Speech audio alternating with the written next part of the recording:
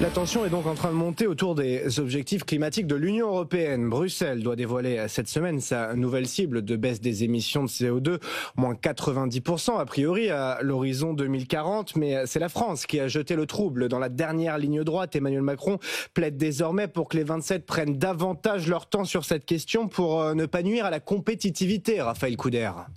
Paris remet en question la nécessité même d'un objectif pour 2040. Sans s'opposer formellement à cette cible de moins 90% de CO2, Emmanuel Macron reproche la méthode employée par la Commission.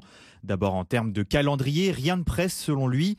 Il estime aussi que cet objectif très ambitieux ne peut pas être accepté sans garantie en face. Si on veut ces objectifs en 2040, il faut nous donner les moyens de le faire et de les rendre compatibles avec notre compétitivité. Qu'est-ce que ça veut dire ? Neutralité technologique. Flexibilité, investissement.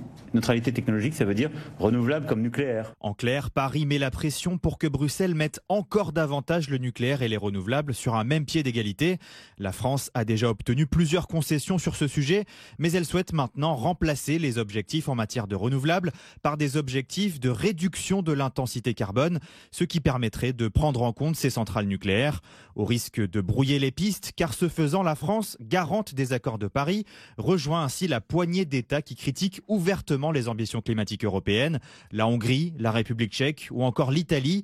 De son côté, la Commission dit travailler à quelques ajustements et espère que cela suffira à faire passer cet objectif à la majorité qualifiée des États membres.